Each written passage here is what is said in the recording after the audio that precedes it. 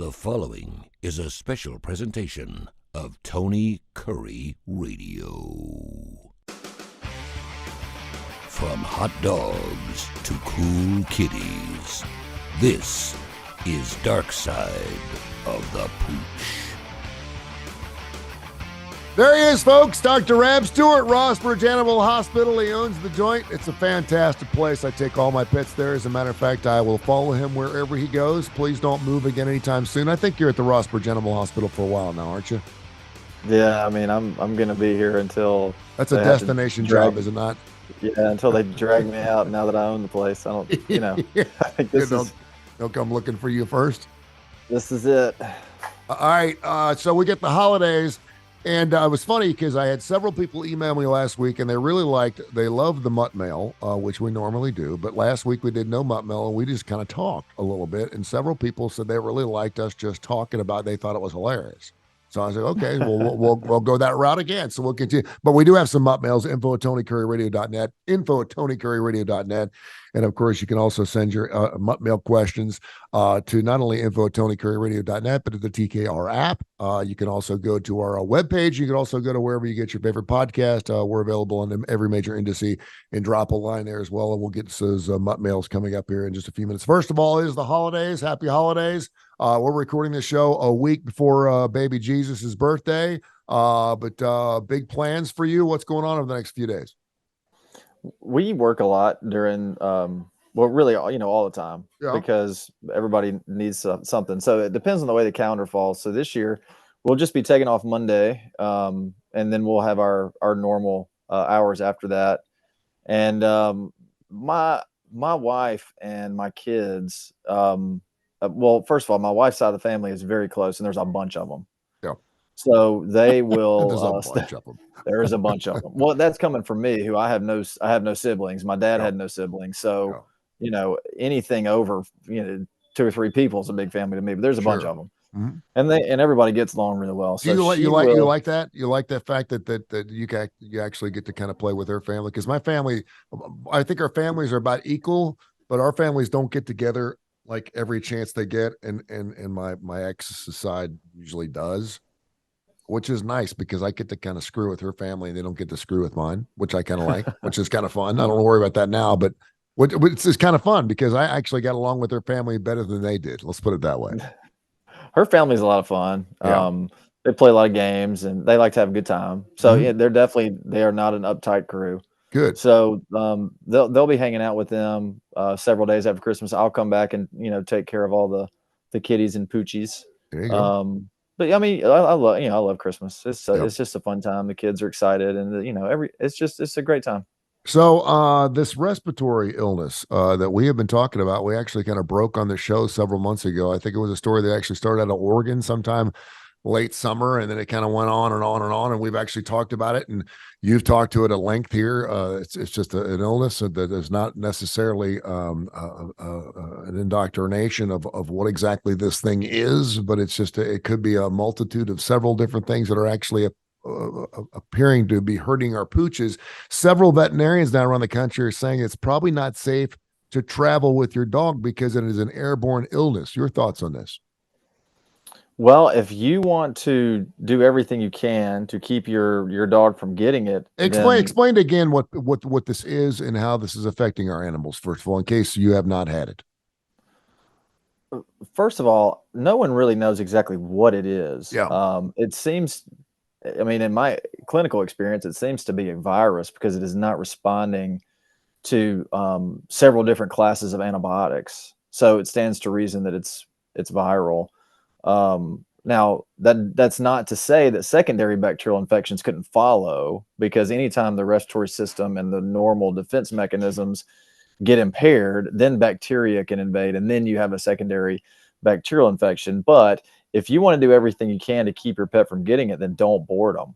But that's not going to be foolproof either, because we have had cases where the dog has no history of leaving the house or the backyard for weeks, if not months, and they're still contracting it. So it's very contagious, and it seems to spread over a pretty decent distance. I don't know if it's 6 feet, 10 feet, 12 feet, I'm not really sure. But of all the cases that we have seen, the symptoms are mainly cough, runny nose, and it lasts for a while, and it does not respond to the medication. But the good news is they are otherwise healthy. They're still eating and they're still drinking and they still have their normal energy level. So at this point, it is just an annoyance, really, Yeah. for the dog and the owner. And I've had viruses like that too, and I know everybody out there listening has. There have been times in everyone's life where you get just a nasty cough and Mhm. you feel fine otherwise. Yep. I'm actually going through it right now. I wonder if some of this stuff isn't zoonotic. I have Uh, no clue. Listen, and it's weird because it's been going around our school district. I had this ear head thing that's been going on, and I still can't hear out of my ear. It's been going on. It's just a viral thing. It's like it's just got to work its way out, and it's been a couple of months, but that crud's been going around for a while. Yeah, it's lasted a long time. So here's what we're telling people. If your dog is still eating well and drinking well and has his normal energy level, then let them ride it out. And I mean, at this point, we're seeing dogs that are coughing for 5 and 6 weeks. Yeah. So, but it's not really responding to medication. The only other thing that you can do once you've taken X-rays, which we have not had really any X-rays that are positive, and once you've done the PCR swab, which is basically the equivalent of when you and I go to the doctor and they swab us for strep and flu and COVID, we do the same thing in dogs. We're not testing for the exact same things, but we're doing a similar test that rules out a bunch of things. Once you've done those two things, really the only other thing that you can do to try to figure out what's going on is to anesthetize them and do endoscopy, which is where you have a camera on kind of a long cord and Mhm. you run it either through the nose or in the mouth back through the trachea, and you're looking at the trachea. You're maybe taking some samples from the airway and then doing some cultures or some PCRs to look for viruses and things like that. But that's a very expensive and invasive endeavor. You got to anesthetize them. You've got to find a place that does endoscopy. There's not a ton of places like that do that in town. And a lot of times you're going to be in for, over $1,000 once you do that. And And there's that's a a hard, chance you still won't know what it is. there's a chance you still won't know, because if it's viral, it takes a lot of tests are for specific viruses. And if this is a Mhm. virus that is emergent, well, I shouldn't say emergent, it's not an emergency, but if it is an emerging virus, there may not be a test that'll detect it. So you've spent a bunch of money and still have no answers, and the treatment's going to be the same. Treat the symptoms and ride it out. There are several people that have actually said this is like dog COVID because they, quite frankly, they just can't figure out what it is. And it's different from pet to pet. It's different from breed to breed. Some breeds get a lot worse than other breeds. I mean, it just is. It's killing some, but in most cases, it's not. But it's scary stuff. I mean, it really is, particularly when you have an animal that can't tell you. And we talked about this because now every time I hear my dog cough, it's amazing because I've never heard a dog cough like a human. And I don't think my dog has it, but he has been making this weird noise lately that it sounds like a human being's coughing in the other room. It's like, and it sounds just like a cough. So you'll know if in fact it is. And again, I know you well enough. And if in fact, and he's sitting behind me right now, if he'd start coughing up a lung or something like that, I'd certainly bring him in. But it's not something that's been relevant or prevalent enough in his life that I feel like it's worth to bring him in for. So um let me ask you this. This brings up something interesting. It's probably something you don't want to talk about, but we always talk about bark in the park or one of these things. When you take puppies, you don't want to take puppies into these bark in the parks because they're around other animals, particularly if they have not been vaccinated for the parvo or from some other vaccinations. Basically because they're just too young. Have you ever had a situation where you just said something I think is really interesting, then don't board your pet. If you're afraid that perhaps your pet would get something from another animal, is that something that you have to let your customers know about? Is that something hey, listen, you just letting you know that there's this respiratory thing out there we don't know about. So because you don't want to get stuck with it. That's right. And we are telling at this point, people that are scheduling grooming or boarding or drop offs of any kind, we're telling them, hey, so here's what's going on. Okay, good. Um, and I mean, we've seen it. Like I mentioned, we've seen it in dogs that have not gone anywhere. We've seen it in dogs that have boarded. We've seen it in dogs that have been to the groomers. We've seen it in dogs that have been to dog parks.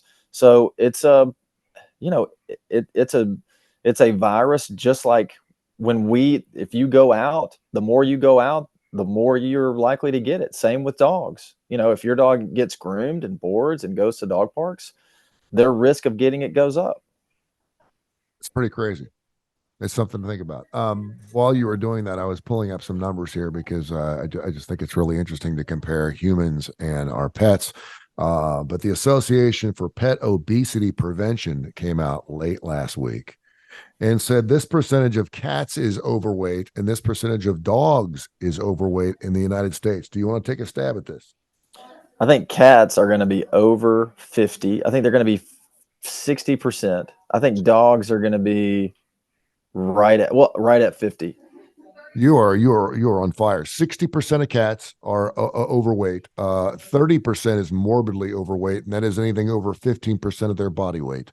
And 59% of dogs are overweight, but slightly more morbidly obese. In other words, fat dogs are usually a lot fatter than fat cats because when they're fat, they're really fat. Yeah, that's right. Which I think is really interesting. And over 70 million U.S. adults are obese.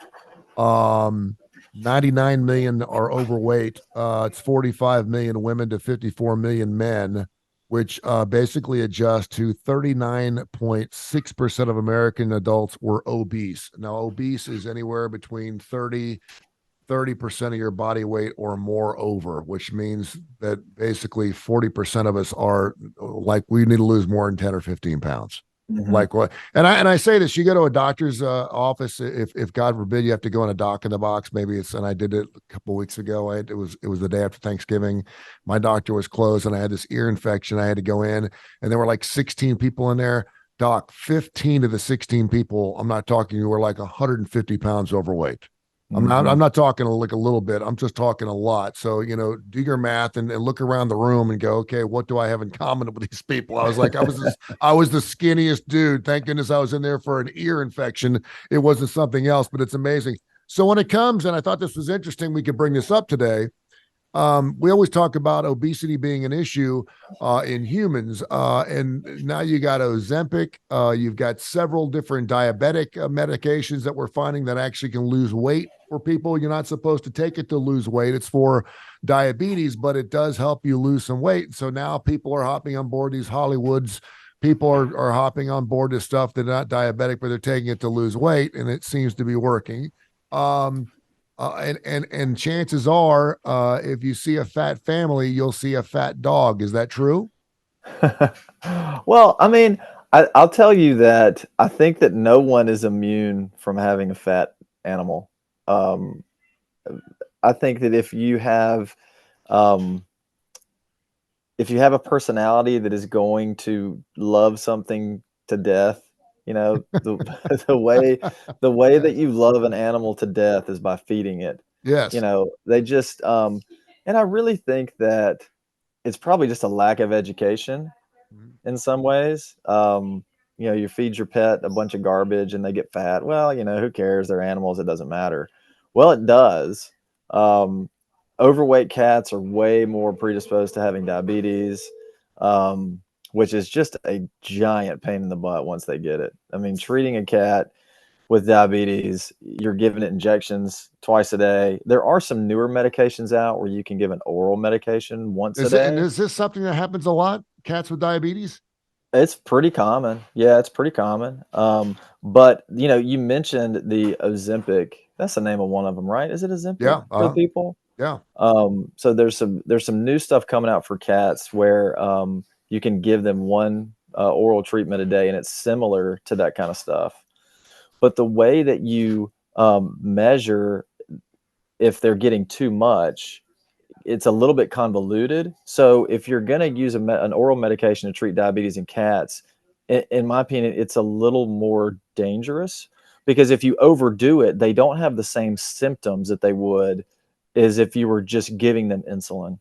So treating cats is a pain in the butt, although they respond really well to treatment.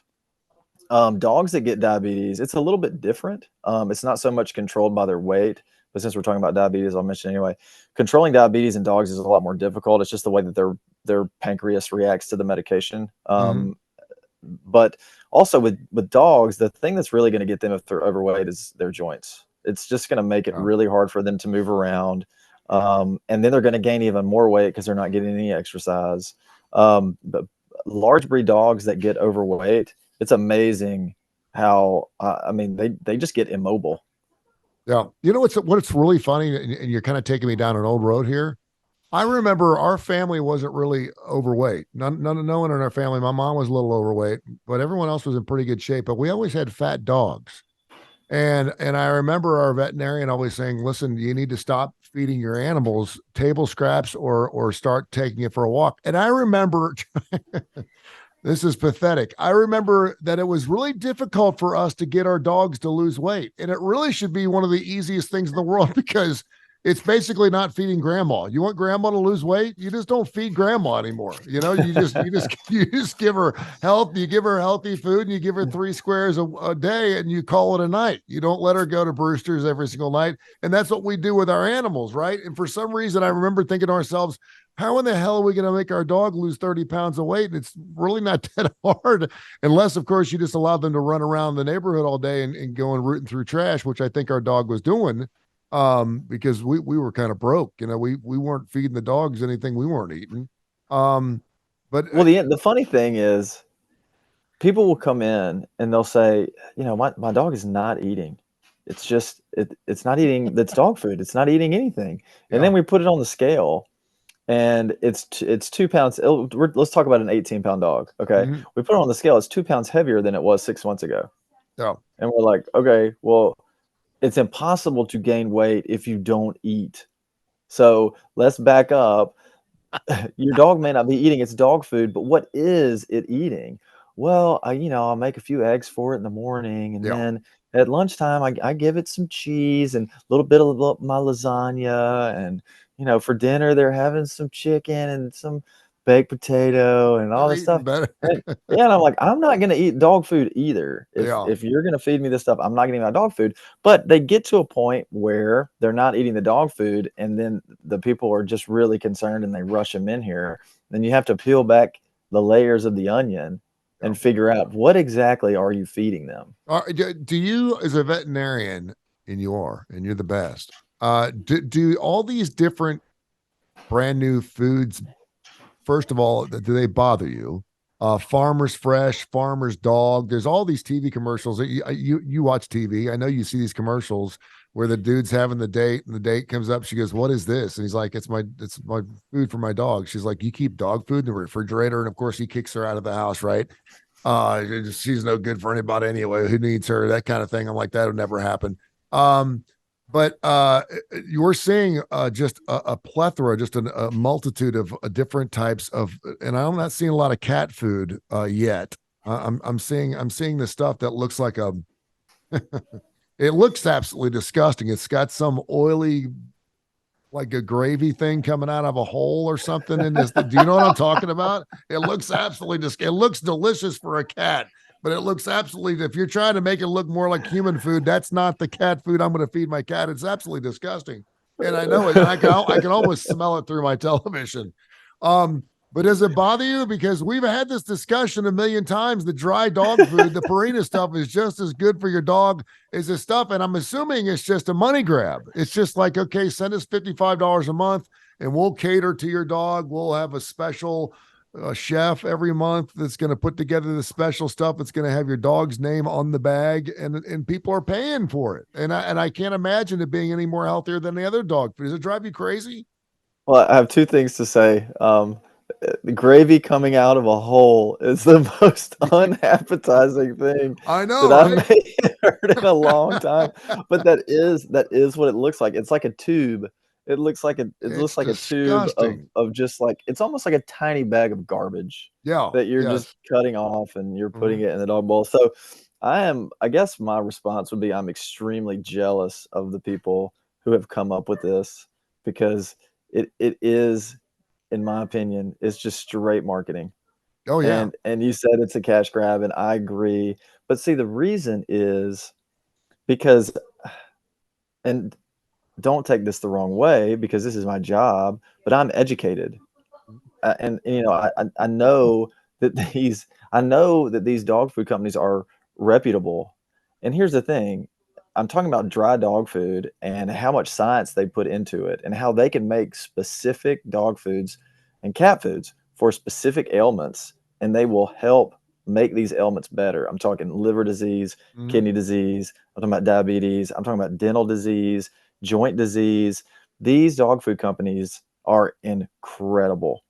But the marketing, so as incredible as the science is behind these prescription dog foods, the people that are behind these other foods, the marketing that they Oh, have, unbelievable. I mean, hey, listen, why are you feeding your dog the same thing every day? That's just so sad for your pet. Why would you do that? How would you like it if you had to eat the same thing every day? They Well, make I'm a us feel human. horrible. They Yeah, make I'm, us I'm a feel human, so it'd horrible. be terrible. But they're dogs, and they don't know. And so you're going to start feeding them food that is probably less quality, Mhm. and you're going to pay more money for it. So I'm not angry. I'm not angry at these dog food companies. You I'm just wish you thought of jealous. it. I'm jealous. You just wish you thought of it first. It really is. Yes. Marketing is amazing. It's just, I mean, and there's some marketing going on right now that is just absolutely amazing. And it's snake oil salesman, man. It is snake oil salesman. Well, I'm Um, sure it's fine. I'm there's sure this. I'm Have you I'm seen this? Have you seen this poof? It's POOPH poof. It was created as a rag for your animals. You're basically supposed to, it's poof, and basically you take it and you wipe down your dogs, and it's supposed to get rid of the wet dog smell, and it's also for that wet creasy stuff that gets inside their folds under their eyes, that black crap that yeah. dogs get underneath their Oh, eyes. yeah. It's absolutely disgusting, and you can actually wipe that off.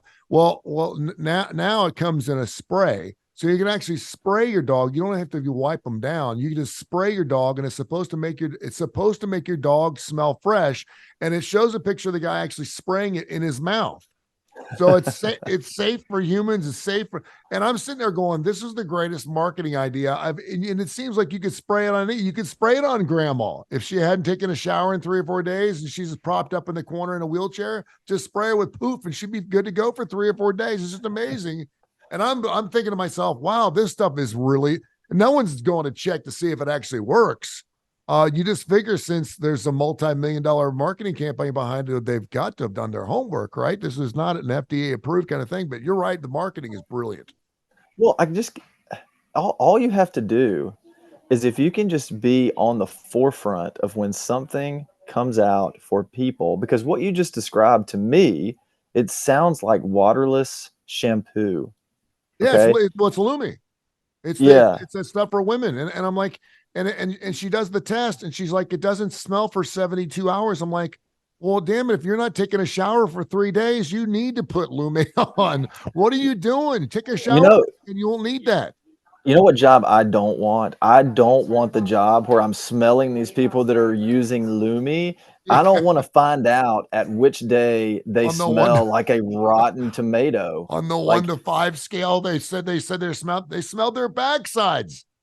On day 3, it was 0 out of a 10. I'm like, who's sniffing that after 3 days of not taking a shower? Take a shower, for God's sake. And she even says it works better than soap. I'm like, yes, because it's the only thing you're using. You don't use soap.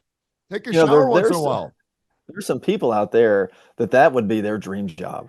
Brilliant That marketing. would be their dream job, to just hang around smelly people and smell them all day. I mean, they wouldn't even have to pay them. They might have to get a restraining order against them They eventually, probably but they would. wouldn't have to pay them. You see this nose? I think I got myself a second job. I don't think I'd have any problem helping the Lume people. If you need me to give you a 2 and they're probably getting paid off to make sure they say a 0 as opposed to a Probably. 5. Yeah, probably is. But what I'm saying is if you can be kind of on the cusp of new things that come out for people, all you have to do is figure out a way to market it to pet Yeah, owners, and go you've ahead. got it. No, Like when I first heard of waterless shampoo, why didn't I look at my wife and say, okay, we got to market this for dogs. mhm. Call somebody. I mean, we could make millions of dollars. No, they got some stuff now for the dishwasher too. For the dishwasher and for the clothes washer, it's actually just a sheet. It's like it's a water sheet, and it's got soap in the sheet, and it's disposable. So you're getting rid of those big plastic bottles of Tide, and you just basically it's just in a sheet. You throw the sheet in the washing machine, and it dissolves in the water as the soap, and it just dissolves into your clothes, and you don't have to worry about walking around with those big things of. I'm like, brilliant. Now, Sounds I don't like know bullshit. I don't it really, I don't know if it cleans worth of crap. I'm not sure if it actually cleans your clothes, but it's like this dude that's what's this the turf builder stuff? The guy who's actually growing grass on his concrete. Have you seen this Yeah. guy? Oh yeah. You actually spray it on concrete and it grows grass on your concrete. The old saying, Yeah, that grass is going to last about a day and a half. if it lasts that long, but it looks brilliant. I'm like, this guy is growing grass that's hanging on his fence. How in the world? And I can't get that little bare brown spot in my front yard to grow over. Why not just spray it on the top of your head? I mean, it's brilliant. It's great. All right. Do you have any questions? Dr. Lila has just made her way into the studio. You got any questions you want to ask Dr. There Ab? she About to is. show up? Yeah, I told her I was doing a show with Dr. Ab. You got any questions you want to ask real quick? You asked great questions last time. She's got nothing. All right, man. That's okay. I'm a producer here. I can't let this dead air go by. I got listeners. Question, but it's not an animal. All right, get up on the microphone. Go. Do you ever miss trash day? Oh yeah, sometimes, and it's awful when You I'm need at to home. Thank me because I when just I'm- brought our Gigi brought our trash up and we didn't miss trash day. I don't take my trash out unless the trash cans are full. It Oh was really? full. Okay. Yeah, I make sure I'm all the way to the top, and I figure the trash guys appreciate that. But see, I'll tell you, everyone out there who's listening, don't let this week pass you by, especially you have kids. This is a PSA. yeah. Okay, listen, next week you are going to have a lot of trash. I have 3 kids. We're going to have some boxes. You need to be sure you do not have any trash in your house or in your cans after this week, because next week you are going to fill them to the brim. So get rid of all that trash this week. That's a great point. And trash comes on Monday and Thursday in our neighborhood, so they're not coming on Monday. So Yeah. you probably need to think ahead. That's a great You question. better put those cans out. You better Great put question. those cans out this those week, cans out. Tony Curry. I'll have them out. I'll do it. Anything else interesting going to the Rossbridge Animal Hospital? 208-0301, 208-0301, Rossbridge Vet. No, I gotta put something out there into the universe that I did not get the lottery for the fish tickets for the Sphere, Oh, and I was not able to get them when they went on sale, even though I did everything that Ticketmaster tells you to do. I was 7,000 in line for the Sunday night show and didn't get them. So anyone out there in the Tony Curry Radio Network universe, yes. if you have any hookups at the Sphere, send them my way. We Okay. got to get to fish at the Sphere. We'll get the word out there. I'll make some calls. Let's go. Let's do I it. guess we'll go. All right. We'll catch up with you next week. All right, man. Merry Christmas. Merry Christmas to you too, man. This has been a